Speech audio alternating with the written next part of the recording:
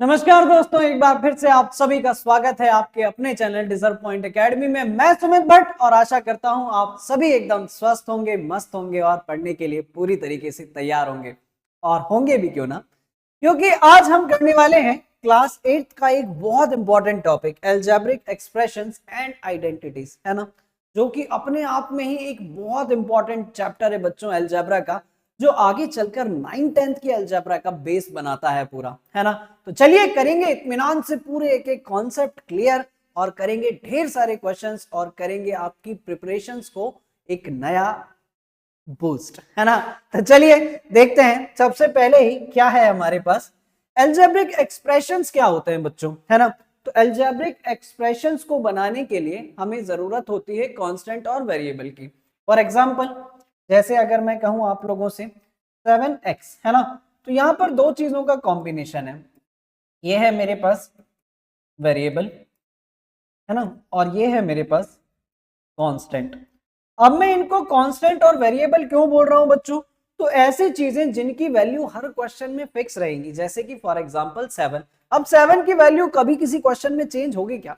नहीं होगी, है ना। तो इसलिए मैं इसको क्या बोलता हूं? कांस्टेंट। लेकिन x की value question to question vary करती जाएगी, तो इसको हम क्या बोलते हैं? वेरिएबल बोलते हैं। यहां पर कुछ एग्जांपल्स और ले लेता हूं मैं, है ना। जैसे सपोज मान लीजिए x² प्लस 7x प्लस 12, है ना। साथ ही साथ मैंने कुछ और ले लिए, x² plus 2√x plus 5xy, या फिर मैं ऐसा ले लूं x⁴ 1/2 प्लस 1/x। ये सब के सब क्या है? हमारे पास अलजेब्रिक एक्सप्रेशंस हैं, जहां पर कांस्टेंट और वेरिएबल का क्या है? कॉम्बिनेशन है। अगर अब कोई आप लोगों से आगे पूछे कि अलजेब्रिक एक्सप्रेशंस क्या होते हैं बच्चों, तो ऐसे एक्सप्रेशंस जिसमें कॉम्बिनेशन होता है किसका? कांस्टेंट और वेरिएबल्स का, है ना। यहीं से हमारे पास दो टर्म्स हमें और पढ़ने को मिलती हैं, दैट इज पॉलिनोमियल्स और इक्वेशंस, है ना। इनमें बहुत छोटा सा डिफरेंस है, और ये डिफरेंस हमें अभी समझ में आ जाए कक्षा 8 में तो बेहतर होगा, है ना। पॉलिनोमियल्स में क्या होता है बच्चों कि कांस्टेंट और वेरिएबल के कॉम्बिनेशन में वेरिएबल के ऊपर हमेशा नॉन नेगेटिव इंटीग्रल पावर होती है ना। जैसे कि अगर मैं फॉर एग्जांपल बात करूं कि ये क्या है मेरे पास x² प्लस 7x प्लस 12, है ना। यहाँ पर वेरिएबल के ऊपर, सबके ऊपर क्या है? नॉन नेगेटिव इंटीग्रल पावर है, या यूं कह लो कि पावर जो है वो हमेशा होल नंबर होनी चाहिए, है ना। एक एग्जांपल और लिख देता हूं, for example 2xy plus 5x², तो ये क्या है? हमारे पास पॉलिनोमियल है। लेकिन यदि अगर यही कॉम्बिनेशन हमें इक्वल्स टू में कुछ रिजल्ट भी देने लग जाए, है ना, जैसे कि मैं अगर यहां पर लिख दूं कि 7x बराबर 49, तो बच्चों ये क्या है? हमारे पास इक्वेशन है, ठीक है। ये क्या है? हमारे पास इक्वेशन। और ये क्या है? हमारे पास पॉलिनोमियल्स, ठीक है। और यहां पर इन तमाम चीजों की अगर मैं बात करूं तो ये सब क्या है? मेरे पास अलजेब्राइक एक्सप्रेशंस हैं, ठीक है। तो बढ़ते हैं आगे और देखते हैं क्या दिया गया है नेक्स्ट।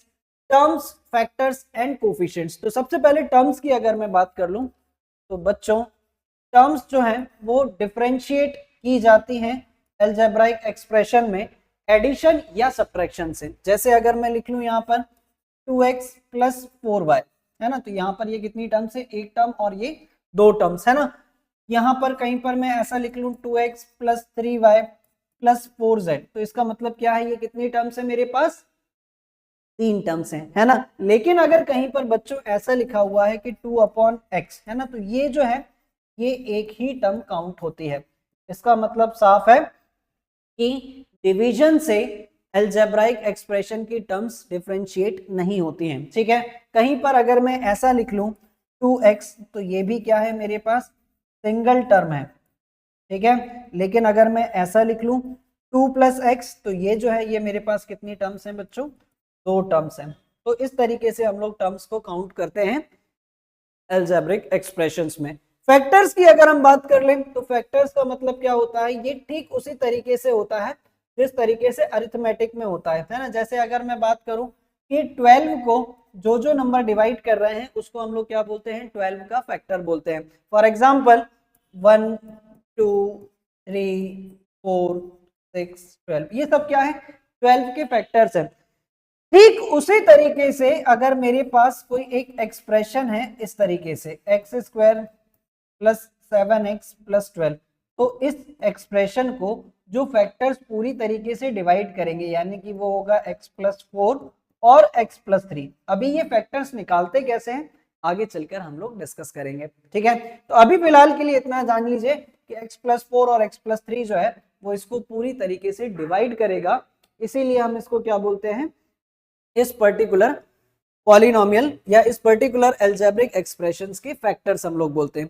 कोफिशिएंट की अगर हम बात करें, कोएफिशिएंट की अगर हम लोग बात करें तो कोफिशिएंट का मतलब साधारण सी भाषा में मैं कहूं कि जो भी हमारे पास पॉलिनोमियल में या एल्जेब्रिक एक्सप्रेशंस में हमारे पास वेरिएबल है, उस वेरिएबल के साथ जो भी कांस्टेंट जुड़ा हुआ है उस कांस्टेंट को उस पर्टिकुलर वेरिएबल का हम लोग क्या बोलते हैं, कोफिशिएंट बोलते हैं। फॉर एग्जांपल जैसे अगर मैं यहाँ पर बात करूं, यहाँ पर x का कोफिशिएंट क्या है 2 है, यहाँ पर y का कोफिशिएंट क्या है 3 है, यहाँ पर z का कोफिशिएंट क्या है 4 है, यानी कि वेरिएबल के साथ जो भी कांस्टेंट जुड़ा हुआ है उसको हम लोग उस पर्टिकुलर वेरिएबल का क्या बोलते हैं, कोफिशिएंट बोलते हैं। अगर कभी सपोज मान लो कि मेरे पास सिंगल x अकेला लिखा हुआ है ना, तो यदि अगर इसके साथ कुछ नहीं है तो मैं इसका कोफिशिएंट क्या मानता हूं, 1 मानता हूं, ठीक है।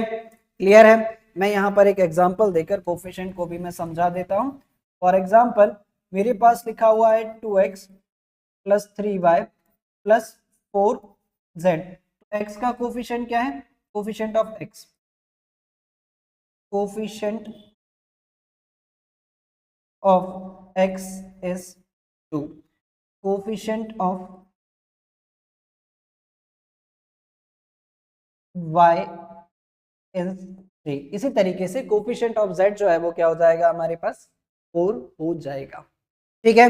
बढ़े आगे और देखते हैं क्या दिया गया है नेक्स्ट कॉन्सेप्ट मुझे, वेरिएबल्स ऑपरेशंस एंड कांस्टेंट, है ना। तो वेरिएबल और कांस्टेंट की बात तो हम लोग कर ही चुके हैं, फिर भी एक एग्जांपल लेकर और समझ लेते हैं। जैसे अगर सपोज मान लीजिए कि मुझे कोई एक्सप्रेशन इस तरीके से दिया गया है x square plus 2xy plus 4z², तो यहाँ पर x y और z जो है वो क्या है मेरे पास वेरिएबल्स हैं, है ना। Where x y and z are variables, ठीक है। और 1 2 और 4 जो है वो क्या है यहाँ पर हमारे पास कांस्टेंट है, ठीक है। ऑपरेशंस की बात करूं तो जो भी इन अलजेब्रिक एक्सप्रेशंस के टर्म्स के बीच में एडिशन, सब्ट्रैक्शन, मल्टीप्लिकेशन और डिवीजन किया जा रहा है उन्हीं को हम लोग क्या बोलते हैं, ऑपरेशंस बोलते हैं बच्चों। तो ऑपरेशंस का मतलब क्या है, अगर मैं यहाँ पर ऑपरेशंस की बात करूं, ऑपरेशंस का इंटेंशन यहाँ पर एडिशन, सब्ट्रैक्शन, मल्टीप्लिकेशन और डिवीजन से है, तो इनको हम लोग बोलते हैं अलजेब्राइक ऑपरेशंस, ठीक है। चलिए आगे बढ़ते हैं और देखते हैं क्या दिया गया है मुझे, मोनोमियल, बाइनोमियल और पॉलिनोमियल्स, है ना।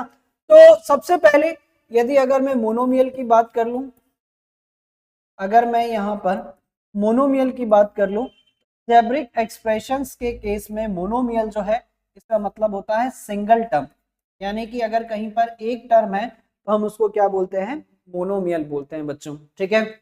यदि अगर मेरे पास दो टर्म्स हैं तो हम उसको क्या बोलते हैं, बाइनोमियल बोलते हैं, ठीक है। अगर कहीं पर मेरे पास दो टर्म्स हैं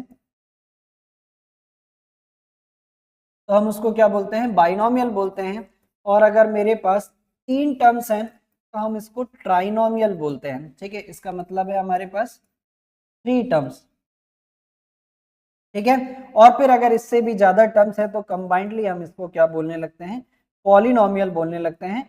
बस इस बात का ध्यान रखना कि पॉलिनोमियल के केस में वेरिएबल के ऊपर हमेशा नॉन नेगेटिव इंटीग्रल पावर होती है, या यूं कह लो कि वेरिएबल के ऊपर हमेशा होल नंबर पावर होती है, ठीक है। तो पॉलिनोमियल की डेफिनेशन में थोड़ा सा अच्छे से लिख देता हूं, an algebric expression, an algebraic, algebraic ऐसा होता है ये, algebraic expression having variable, having variable non integral power, non integral power. ठीक है, एग्जांपल्स भी मैं दे देता हूं कुछ। जैसे सपोज मान लीजिए x square plus 2x plus 4, है ना। यदि अगर मैं ऐसा लिख दूं कि 2x प्लस 4y, इस तरीके से, ठीक है। लेकिन बच्चों अगर कहीं पर ऐसा लिखा हुआ है x to the power 1/2 plus 4 under root x, है ना, तो ये जो है ये पॉलिनोमियल्स की कैटेगरी में नहीं आते हैं, क्योंकि यहाँ पर वेरिएबल के ऊपर फ्रैक्शन पावर है ना। अगर कहीं पर ऐसा लिखा हुआ है x प्लस 2/y, तो ये भी पॉलिनोमियल की कैटेगरी में नहीं आता है। ठीक है, तो हमने समझा मोनोमियल, बाइनोमियल और पॉलिनोमियल्स क्या होते हैं। ठीक, आगे बढ़ते हैं और देखते हैं क्या दिया गया है हमारे पास। लाइक और अनलाइक टर्म्स, है ना। लाइक और अनलाइक टर्म्स का मतलब होता है कि जहां पर हमारे पास सेम पावर वाले वेरिएबल्स हो, है ना। फॉर एग्जाम्पल अगर मैं बात करूं लाइक टर्म्स की, है ना, अगर मैं बात करूं लाइक टर्म्स की, तो ये है 2x प्लस 5x या 4x, है ना। यानी कि सेम सेम वेरिएबल वाले, और वेरिएबल के ऊपर पावर भी क्या होनी चाहिए, सेम होनी चाहिए, है ना। यदि अगर मैं ऐसा लिख लूं 2xy 4xy 8xy, ये क्या है मेरे पास लाइक टर्म्स। और अगर अनलाइक टर्म्स की बात करूं मैं, तो अनलाइक टर्म्स क्या होते हैं बच्चों, जरा बेहद ध्यान से समझना।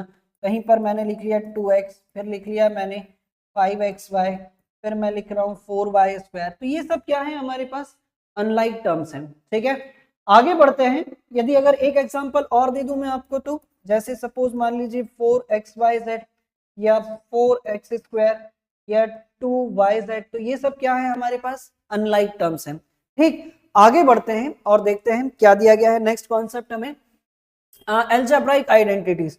ये एक बेहद इंपॉर्टेंट टॉपिक है बच्चों, है ना। और कोशिश करना कि अभी ही ये आपको बहुत अच्छे से याद हो जाए, है ना, क्योंकि ये जिंदगी भर आपके काम आने वाली हैं ये एल्जेब्राइक आइडेंटिटीज।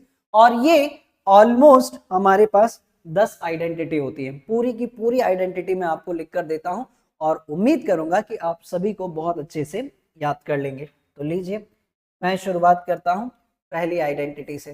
पहली आइडेंटिटी है हमारे पास a प्लस बी का होल स्क्वायर। ये होता है a² plus b² plus 2ab। ठीक है, दूसरी आइडेंटिटी है हमारे पास a माइनस बी का होल स्क्वायर, यानी कि a² plus b² minus 2ab। तीसरी आइडेंटिटी है बच्चों हमारे पास a² माइनस b²। ये होता है हमारे पास a प्लस बी और a माइनस बी। चौथी आइडेंटिटी है हमारे पास x प्लस ए और x प्लस बी, है ना। ये होता है हमारे पास x² plus A b, a plus b, x² plus a plus b into x plus A b, है ना। नेक्स्ट है मेरे पास a plus B plus c का होल स्क्वायर, है ना। ये होता है हमारे पास a² plus b² plus c² plus 2ab plus bc plus ca। ये मैं आपको 10th क्लास तक के लिए लिखवा दे रहा हूँ बच्चों, है ना। एक बार अगर आप लोगों को ये आइडेंटिटी याद हो गई, तो 10th क्लास तक के लिए आपके पास सुकून हो जाएगा, है ना। तो बेहतर होगा यहीं इसको याद कर लेना। देन हम लोग पढ़ेंगे फिर a प्लस बी का whole cube. a plus b का होल क्यूब होता है a³ plus b³ plus 3ab bracket में a प्लस बी। ठीक, नेक्स्ट आइडेंटिटी है हमारे पास a माइनस बी का होल क्यूब। ये होता है a³ minus b³ minus 3ab bracket में a माइनस बी। नेक्स्ट हम लोग पढ़ेंगे a³ प्लस b³, है ना। और a³ प्लस b³ होता है हमारे पास a plus b, a² minus A B plus b²। और नेक्स्ट आइडेंटिटी है हमारे पास a³ माइनस b³, है ना। ये होता है हमारे पास a³ माइनस b³। ये होगा हमारे पास a minus B, a² plus A B plus b²। और नेक्स्ट आइडेंटिटी है मेरे पास A cube plus B cube plus C cube minus 3ab है ना। और ये होती है बच्चों A plus B plus C, यहाँ पर बचेगा मेरे पास A square plus B square plus C square minus A B minus B C और माइनस सी। ये रही 10 मोस्ट इंपॉर्टेंट अलजेब्रिक आइडेंटिटीज जो आपके बेहद काम आने वाली हैं 10th क्लास तक। ठीक है, तो उम्मीद करता हूं कि आप सभी लोग इसको याद कर लेंगे बहुत अच्छे से, है ना। और याद ऐसे होती नहीं है, क्वेश्चन करते करते ये याद होती है। कहीं लिखें अच्छे से, जहां कहीं पर भी आप लोग बैठकर पढ़ते हो वहां उसको पेस्ट करें। देखते देखते ये एक ना एक दिन सारी आइडेंटिटी उसी तरीके से याद हो जाएंगी जिस तरीके से मुझे है। ठीक है, तो मेरे पास चाय आ गई है यार, है ना। मैं चाय पीते पीते पढ़ा दूं क्या? लीजिए, तो देखते हैं अगला कॉन्सेप्ट मेरे पास क्या है। और अब मेरे पास शायद ढेर सारे क्वेश्चंस हैं, ढेर सारे क्वेश्चंस हैं। और देखते हैं पहला ही क्वेश्चन मुझे क्या दिया गया है, सिंप्लीफाई करना है। लीजिए, सिंप्लीफिकेशन मतलब जैसा जैसा दिया गया है वैसा वैसा मुझे सॉल्व करते जाना है। तो यहाँ पर मुझे बोला गया है कि 4y into 5y minus 6 plus 4, है ना। और y की वैल्यू दे रखी है 4 है। तो सबसे पहले तो मैं इसको मल्टीप्लाई कर लेता हूँ। 4y को 5y से मल्टीप्लाई करूँ तो 4 into 5 20, y into y y square, है ना। 4y का इससे मल्टीप्लाई होगा, 4 6 24y प्लस y। और जबकि मुझे y की वैल्यू कितनी दे रखी है 4, ये गिवन है, ये बात मुझे गिवन है। तो मैं अब यहाँ पर 4 की वैल्यू रख देता हूँ, 20 इंटू 4 का स्क्वायर माइनस 24 इंटू 4 प्लस 4। तो 20 इंटू 4 का स्क्वायर कितना हो जाएगा 16 माइनस 24 4 सा 4 4 सा 16 कैरी 1 4 2 सा 8 और 1 9 प्लस 4। तो भाई साहब 16 2 सा 32 माइनस 96 प्लस 4, है ना। तो 320 में से 96 माइनस करते हैं, 10 में से 6 जाएगा 4 और यहाँ पर बचा 11, 11 में से 9 जाएगा 2 और यहाँ पर बचा 2, 224। ठीक है, 224 प्लस 4 तो ये हो जाएगा हमारे पास 228 और ये रहा हमारा आंसर। ठीक है, एकदम बढ़िया तरीके से ले लूं। अगला क्वेश्चन क्या दिया गया है, लीजिए।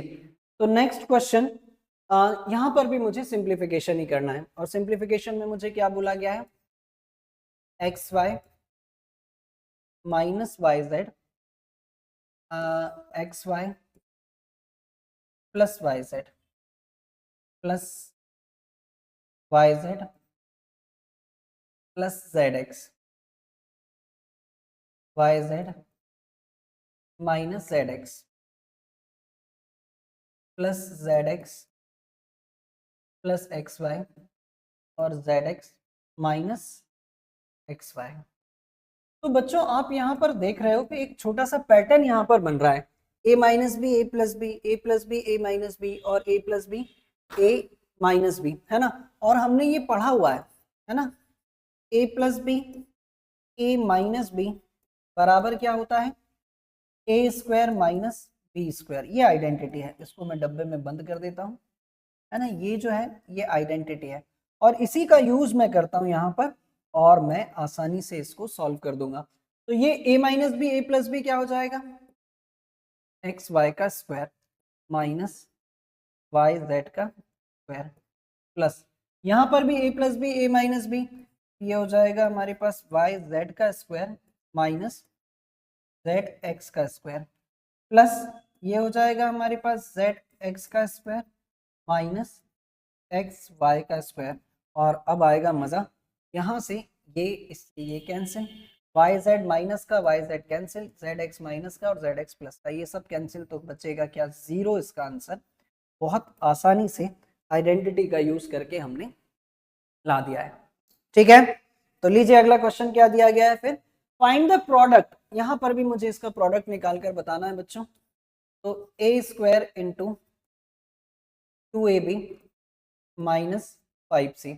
इसको यदि अगर मैं अंदर मल्टीप्लाई करूं तो हमेशा ध्यान रखना बच्चों कि जब कभी भी वेरिएबल मल्टीप्लाई होता है वेरिएबल से तो उसकी पावर जो होती है वो ऐड हो जाती है ना। जैसे यहाँ पर a की पावर 2 है और यहाँ a की पावर 1 है, तो ये दोनों ऐड हो जाएंगी, यानी कि 2a की पावर 3b, और ये जब इससे मल्टीप्लाई होगा तो 5a स्क्वायर c। ये इसका आंसर है। ठीक है, एकदम आसान तरीके से। ठीक, ले लूं अगला क्वेश्चन क्या दिया गया है, तो लीजिए नेक्स्ट क्वेश्चन मुझे क्या दिया गया है, find the product of the following monomials, है ना। यहाँ पर दो मोनोमियल्स है मेरे पास, एक है 4p। मोनोमियल्स हम इसको क्यों बोल रहे हैं, क्योंकि ये सिंगल टर्म्स है ना। और हमने पढ़ा है जहां कहीं पर भी हमारे पास एक टर्म होती है उसको हम लोग क्या बोलते हैं, मोनोमियल।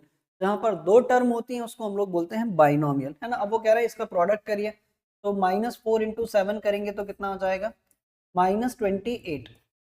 p का मल्टीप्लाई p से होगा तो p स्क्वायर और ये q, ये इसका आंसर है। ठीक है, ये बिल्कुल बेसिक मेथड्स हैं, सीखते चलिए ताकि इनको जोड़ जोड़कर अभी आगे चलकर हमें बड़े क्वेश्चंस करने होंगे। ठीक है, लीजिए अगला क्वेश्चन क्या दिया गया है मुझे, फाइंड द प्रोडक्ट ऑफ। यहाँ पर मुझे प्रोडक्ट करना है 5 - 2x और 3 + x का। इसका मल्टीप्लाई मैं करूं तो 5 3 = 15।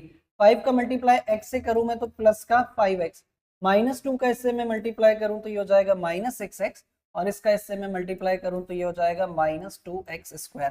ठीक है बच्चों, ये हो जाएगा 15। 5x - 6x कितना बचेगा, माइनस का x, -2x²। ठीक है, 15 - x -2x², ये रहा हमारा आंसर। ठीक है, क्लियर है। तो ले लूं अगला क्वेश्चन मुझे क्या दिया गया है, next question, find the product of the following. तो इन सब का प्रोडक्ट करना है ना। 2 × 4y × 8y² × 16y³ है ना, इन सब का प्रोडक्ट करना है। तो 2 4 = 8, 8 8 = 64, और 64 × 8, तो बेहतर होगा मैं इसको ऐसा लिख लूं, 2 × 4 × 8 × 16। ठीक है, तो बच्चों, और यहाँ पर y कितनी बार है, 3 2 5 और 1 6 इंटू y⁻6। अब इन सबको मल्टीप्लाई करते हैं, तो 4 2 = 8, 8 × 8 64, 64 × 16 × y⁻6। तो ये हो जाएगा हमारे पास 16 4 = 64, कैरी 6, कैरी 6, 16 6 = 96, 96 और 6 102, 1024 y⁻6, ये इसका आंसर है। ठीक है, ले लें अगला क्वेश्चन क्या दिया गया है, नेक्स्ट क्वेश्चन मुझे, find the area of a rectangle with following pair of monomials as their length and breadth, है ना। तो यहाँ पर एक रेक्टेंगल रहा होगा कुछ इस तरीके से, एक रेक्टेंगल इस तरीके से, ठीक, और वो बोल रहे हैं कि इसकी लेंथ और ब्रेथ, है ना। लेंथ जो है वो कितनी है हमारे पास 20x² और ब्रेथ जो है बच्चों ये कितनी है हमारे पास 5y²। तो हम ये बात जानते हैं कि एरिया ऑफ रेक्टेंगल क्या होता है, length into breath, length into breadth. तो ये हो जाएगा हमारे पास 20x² इंटू 5y², तो 25 = 100 x² y², है ना, ये इसका आंसर है। ठीक है, ये इसका आंसर है। लीजिए अगला क्वेश्चन क्या दिया गया है मुझे, simplify and find its value a = -1। सबसे पहले तो हमें इसको सिंप्लीफाई करना है, फिर a की वैल्यू -1 रखकर हमें इस पूरे एक्सप्रेशन की वैल्यू निकालनी है। तो लीजिए मुझे यहाँ पर दिया गया है a × a² + a + 1 + 5 भी है। इसको अगर मैं अंदर मल्टीप्लाई करूं तो a³ + a² + a + 5, और अब हमसे वो कह रहे हैं कि a की वैल्यू जो है वेयर a = -1, तो ये हो जाएगा बच्चों -1 का क्यूब प्लस -1 का स्क्वायर प्लस -1 प्लस 5। अच्छा, मैं यहाँ से एक चीज आपको और सिखा देता हूँ जो आगे चलकर आपके बेहद काम आने वाली है। कि जब कभी भी बच्चों -1 के ऊपर ऑड पावर है तो आपको नेगेटिव वैल्यू मिलेगी, और जब कभी भी -1 के ऊपर इवन पावर है ना, तो आपको पॉजिटिव वैल्यू मिलेगी। अब मैं उम्मीद करूं कि आपको इवन और ऑड का मतलब मालूम होगा। ठीक है, तो -1 की पावर अगर 3 है तो यहाँ पर मुझे -1, यहाँ पर +1, यहाँ प्लस माइनस माइनस हो जाएगा और प्लस का 5, तो ये दोनों कैंसिल, 5 में से बन जाएगा 4। ये रहा हमारा फाइनल आंसर। ठीक है, क्लियर एकदम। तो लीजिए अगला क्वेश्चन मुझे क्या दिया गया है, find the sum of the following. Find the sum of the following. ठीक, यदि अगर मैं यहां से इसका सम निकालूं तो क्या मिलेगा, है ना। इन सब का मुझे सम निकाल कर बताना है। तो लीजिए पहला ही क्वेश्चन हम लोग ट्राई करते हैं। यहाँ पर दिया गया है p² -7pq -q²। इसको मुझे जोड़ना है -3p² -2pq प्लस 7q², इसमें जोड़ना है ना। तो जोड़ते हैं हम इसको, p² -7pq -q² plus minus minus 3p² plus minus minus 2pq और प्लस प्लस प्लस। अब एक बात का ध्यान रखना कि यहाँ पर जो लाइक टर्म्स है उन्हीं का एडिशन और सब्ट्रैक्शन होता है ना। जैसे कि मैं p² को p² के साथ ही एडिशन या सब्ट्रैक्शन करूंगा, तो 1p² -3p², ये कितना हो जाएगा -2p², -7pq -2pq, ये कितना हो जाएगा हमारे पास -9pq, है ना। और माइनस का q² प्लस 7q², साथ में से एक जाएगा, ये बचेगा 6q², है ना। ये रहा हमारा आंसर। लेकिन बात यहाँ पर खत्म नहीं होती है, एक और क्वेश्चन हमें दिया गया है इसी में। इसी का सेकंड पार्ट हमारे पास क्या है, AB plus BC plus CA, और इसमें मुझे ऐड करना है क्या, -BC -CA और -AB। ठीक है, तो हम करते हैं इसको ऐड। तो ये AB plus BC plus CA, इसको अंदर मल्टीप्लाई करूं तो ये हो जाएगा -BC -CA और -AB। प्लस का AB माइनस का AB कैंसिल हो जाएगा, प्लस का BC माइनस का BC कैंसिल हो जाएगा, प्लस का CA माइनस का CA कैंसिल हो जाएगा, 0 इसका आंसर बचेगा। ठीक है, ये रहे दोनों ही क्वेश्चंस। तो लीजिए अगला क्वेश्चन मुझे क्या दिया गया है, नेक्स्ट क्वेश्चन, सब्ट्रैक्ट सब्ट्रैक्ट करना है हमें अब इसमें से इसको, है ना। फ्रॉम का मतलब है कि इसमें से इसको सब्ट्रैक्ट करना है। तो लीजिए यहां पर 9y² plus yx minus 3x² minus 6y plus 4x। और जब कभी भी मुझे सब्ट्रैक्ट करना हो बच्चों, आप हमेशा यहाँ पर माइनस के बाद ब्रैकेट जरूर लगा लें, है ना। क्योंकि ब्रैकेट जब ओपन होता है तो माइनस जब अंदर मल्टीप्लाई होता है तो सारे साइन अपोजिट हो जाते हैं। जब कभी भी सब्ट्रैक्शन की बात हो तो ब्रैकेट जरूर लगाकर चलें। इसमें से अगर मुझे इसको सब्ट्रैक्ट करना है तो ये 6 -7y² plus 5xy plus 2x² -3y। ठीक है, तो चलिए करते हैं हम इसको solve. 9y² plus yx minus 3x² minus 6y plus 4x, ये माइनस अंदर मल्टीप्लाई होगा तो -6 plus 7y² minus 5xy minus 2x² और माइनस माइनस क्या हो जाएगा हमारे पास प्लस, है ना। अब हम ढूंढते हैं लाइक टर्म्स, तो 9 प्लस 7 कितना हो जाएगा 16y², है ना। एक्स स्क्वायर वाली टर्म्स देखते हैं, तो चलिए लाइन से ही करते हैं। वाई एक्स कहाँ पर है, ये रहा। तो -5 और +1, तो ये बचेगा -4xy। एक्स स्क्वायर ढूंढते हैं, तो -3x² और -2x², तो ये कितना हो जाएगा हमारे पास, -5x²। y ढूंढते हैं, तो -6y और +3y, तो कितना बचेगा हमारे पास, -3y। x वाली टर्म्स ढूंढते हैं बच्चों, तो x वाली टर्म मुझे केवल एक ही दिखाई दे रही है ना। x वाली टर्म मेरे पास केवल एक ही है, प्लस का 4x, ये as it is. Constant term में हमारे पास ये केवल एक ही है, वो भी है -6, है ना। तो ये हमारे आंसर होगा। जो बचा हुआ है फाइनली, ये क्या है हमारा आंसर। क्लियर? ले लें अगला क्वेश्चन। क्या दिया गया है नेक्स्ट क्वेश्चन मुझे, यहाँ पर the length and breadth of a rectangle are 7x and 2x + 1, find the area of the rectangle. तो लीजिए, यहाँ पर जो रेक्टेंगल है वो कुछ इस तरीके से दिया गया है, जिसकी लेंथ और ब्रेथ, लेंथ जो है वो कितनी है हमारे पास 7x और ब्रेथ कितनी है हमारे पास 2x + 1, है ना। मुझे एरिया निकालना है, area of rectangle. Area of rectangle जो होता है बच्चों, ये होता है हमारे पास लेंथ इंटू ब्रेथ, है ना।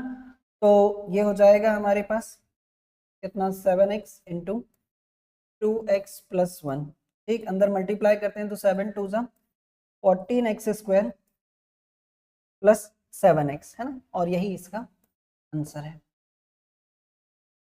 ठीक है। क्लियर? ले लें अगला क्वेश्चन। क्या दिया गया है नेक्स्ट क्वेश्चन, मुझे दिया गया है find the area of the figure. यहाँ पर भी एक रेक्टेंगल है और इसका एरिया मुझे निकाल कर बताना है, और रेक्टेंगल की लेंथ और ब्रेथ मुझे अलजेब्रिक एक्सप्रेशंस के फॉर्म में दी गई है बच्चों। तो लीजिए, हम निकालते हैं यहाँ से भी area of rectangle. Area of rectangle is equals to length into breadth, तो ये हो जाएगा हमारे पास x + 2 और ये कितना है हमारे पास x + 5। इसको यदि अगर मैं अंदर मल्टीप्लाई करूं, तो ये हो जाएगा x² + 5x + 2x + 10, और यदि अगर हम इसको सॉल्व कर लें तो 5x + 2x कितना हो जाएगा बच्चों, 7x, है ना। जब तक हमारे पास लाइक टर्म्स हैं तब तक हम उनके बीच में ऑपरेशंस लगाएंगे, either it is addition, subtraction, multiplication और डिवीजन, ठीक है। तो इसका जो आंसर है वो ये होगा, ठीक। ले लूं अगला क्वेश्चन। क्या दिया गया है नेक्स्ट क्वेश्चन मुझे, लीजिए। नेक्स्ट क्वेश्चन है हमारे पास फाइंड द प्रोडक्ट। इनके प्रोडक्ट मुझे निकाल कर बताने हैं। तो पहला ही क्वेश्चन जो है मेरे पास 4x इंटू 3x + 7xy, इसको यदि अगर मैं अंदर मल्टीप्लाई कर लूं तो ये हो जाएगा हमारे पास 12x² + 4 7 28x² y, है ना। ये इसका आंसर होगा। सेकेंड वाला पार्ट देखिए इसका, 5xy और यहाँ पर x + 7xy²।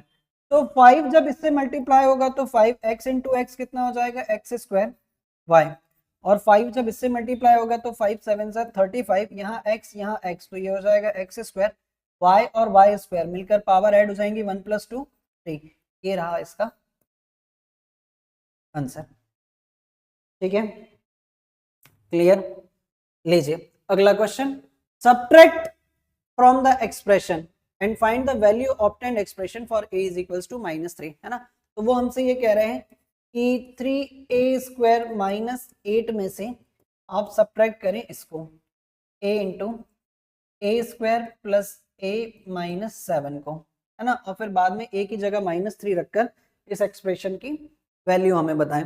तो लीजिए, यहां से यदि अगर मैं इसको मल्टीप्लाई करूं, सॉल्व करूं, सॉरी, 3a² - 8 अंदर मल्टीप्लाई करते हैं तो a³ -a², है ना, माइनस है ये, ठीक, -a² और माइनस माइनस +7a। इसको सॉल्व करते हैं, 3a² में से a² जाएगा तो 2a², माइनस का a³ प्लस का a, और -8 + 7 कितना बच रहा है, -1।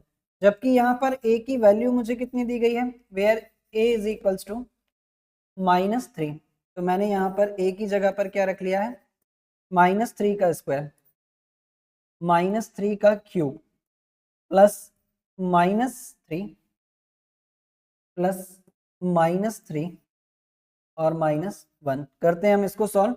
तो -3 का स्क्वायर करेंगे बच्चों तो आएगा 3 का स्क्वायर 9, और -3 का जब हम क्यूब करेंगे तो माइनस का 27 आएगा इधर, ठीक है, प्लस माइनस -3 माइनस का 1, 2 9 जा 18 है ना, प्लस 27 -3 -1 ये हो जाएगा माइनस का 4, 8 और 7 15 कैरी 1, यहाँ पर बचेगा 45 -4, तो फाइनली हमारे पास 41,000 ये है हमारा। ठीक है, मैं बहुत ज्यादा तेजी से तो नहीं भाग रहा हूं, है ना, सारी चीजें आ रही हैं समझ में अच्छे से। तो लीजिए फिर अगला क्वेश्चन, हमें इसका प्रोडक्ट करना है और क्वेश्चन हमें दिया गया है 2/3x minus 3/2y 3/4x plus 4/3y। तो करते हैं हम इसका मल्टीप्लीकेशन, तो मल्टीप्लाई इससे करेंगे तो 2/3 इंटू 3/4 है ना, मैं एकदम आराम से करता हूँ, 2/3 इंटू 3/4 एक्स स्क्वायर, ठीक, माइनस 2/3 इंटू 4/3 एक्स वाई, फिर इसका मल्टीप्लाई इससे करते हैं तो जो भी आएगा माइनस में आएगा, 3/2 इंटू 3/4 एक्स वाई, ठीक, फिर इसका मल्टीप्लाई इससे करेंगे तो माइनस में 3/2 इंटू 4/3, यहाँ पर बचेगा हमारे पास वाई स्क्वायर, ठीक, ये 3 से ये 3 कैंसिल, इससे इसको कैंसिल करेंगे तो 1/2 एक्स स्क्वायर माइनस, यहाँ पर कुछ भी कैंसिल नहीं हो रहा है, 8/9 एक्स वाई, ठीक, यहाँ पर भी कुछ भी कैंसिल नहीं हो रहा है, माइनस 8/9, 3 3 से 9, 9/8 होगा यार, 9/8 9/8 एक्स वाई माइनस, ये 3 से ये 3 कैंसिल, इससे इसको कैंसिल करूं तो यहाँ पर बचेगा 2y स्क्वायर, और यदि अगर हम इसको सॉल्व कर लें तो 1/2 एक्स स्क्वायर, यहाँ से मैंने माइनस एक्स वाई कॉमन ले लिया, यहाँ पर बचेगा 8/9 प्लस 9/8 माइनस 2y स्क्वायर, है ना, तो बच्चों ये हो जाएगा हमारे पास X square by 2 minus x Y, 8 9 सा 72, इसका एलसीएम आएगा, यहाँ पर बचेगा 64 प्लस 81, है ना, ये इधर और ये इधर मल्टीप्लाई होगा, minus 2y square.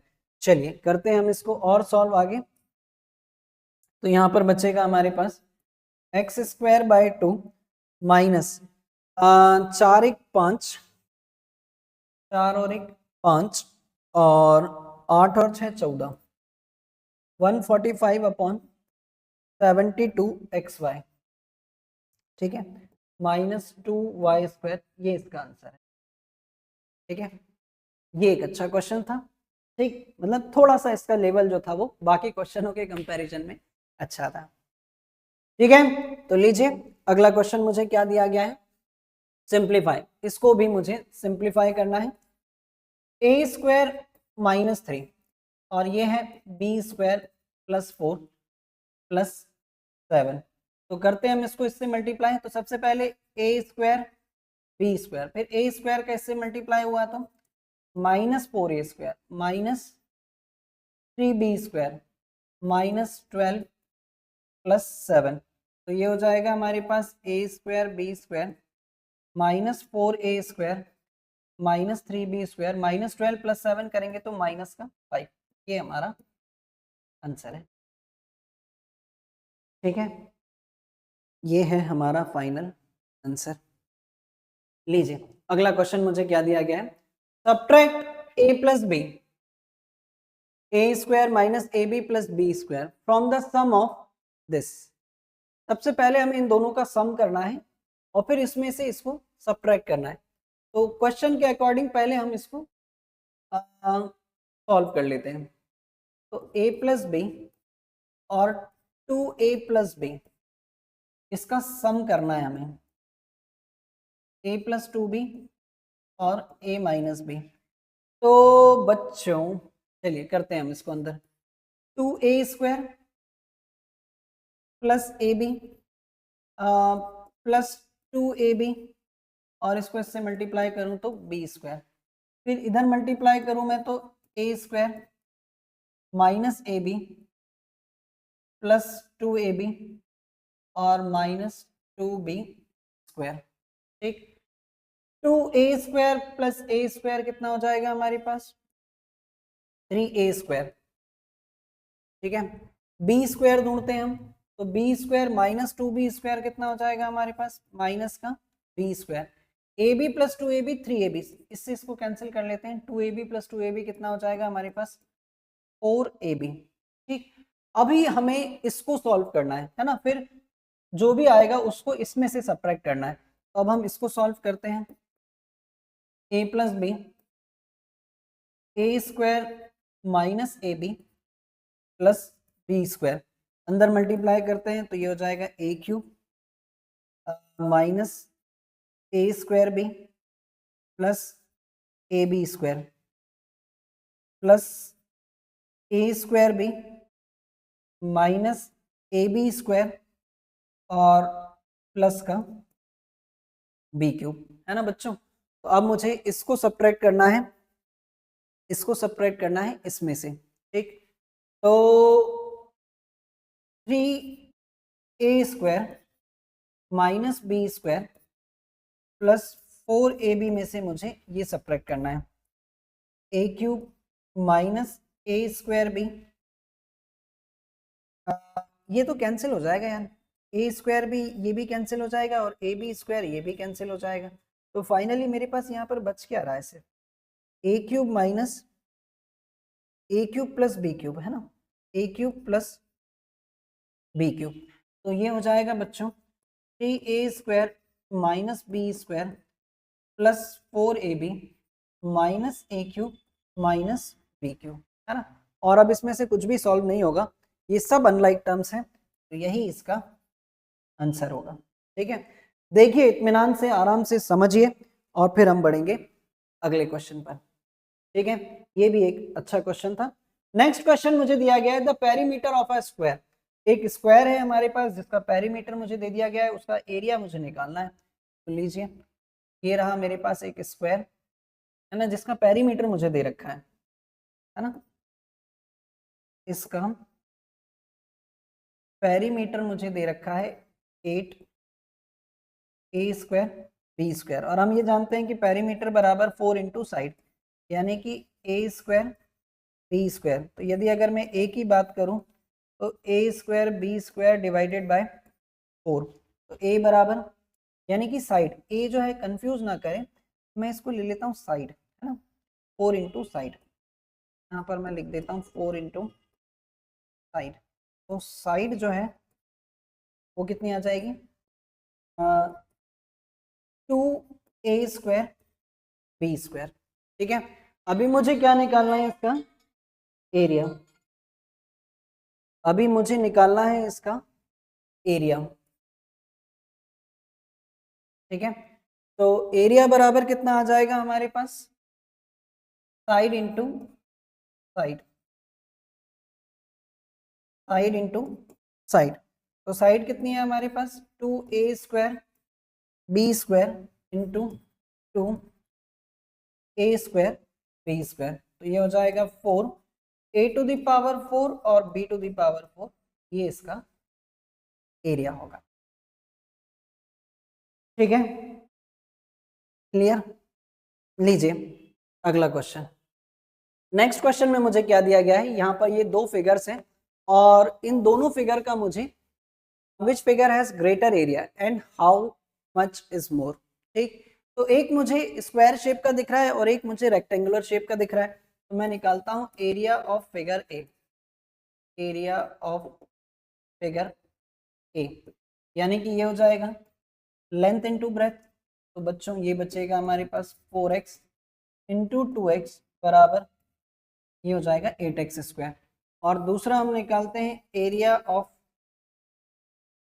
Figure B, है ना, ये कितना है हमारे पास 3x इंटू 3x, ये हो जाएगा 9x स्क्वायर। तो किसका फिगर ज्यादा है, स्क्वायर शेप का, है ना। Area of figure b is greater, area of figure b is greater. और कितना ग्रेटर है तो हम डिफरेंस निकाल देते हैं, दोनों के बीच का जो डिफरेंस है वो कितना है 9x square minus 8x square, ये बचेगा x स्क्वायर। जो स्क्वायर वाला जो फिगर है उसका एरिया x स्क्वायर ज्यादा है, ठीक है। ठीक है, तो लीजिए फिर अगला क्वेश्चन मुझे क्या दिया गया है, फाइंड द प्रोडक्ट, है ना, और ये शायद माइट बी लास्ट क्वेश्चन है हमारा। इसका प्रोडक्ट मुझे निकालना है। प्रोडक्ट का मतलब है 2a स्क्वायर प्लस 3b का होल स्क्वायर, तो ये हो जाएगा हमारे पास 2a square plus 3b into 2a square plus 3b का प्रोडक्ट निकालते हैं। तो इसका इससे मल्टीप्लाई करें 4a टू द पावर 4, इसका इससे मल्टीप्लाई करें 6a स्क्वायर b प्लस इसको इससे मल्टीप्लाई करें तो 6a स्क्वायर b, है ना, और इसका इससे मल्टीप्लाई करेंगे तो ये हो जाएगा 9b स्क्वायर। एक बार फिर से चेक कर लें, 2 2 4 a टू द पावर 4, इसका इससे मल्टीप्लाई करेंगे तो a स्क्वायर b, इसका इससे मल्टीप्लाई करेंगे तो a स्क्वायर b, तो ये हो जाएगा हमारे पास 4a to the power 4 plus 12a square b plus 9b square, है ना, ये इसका आंसर है।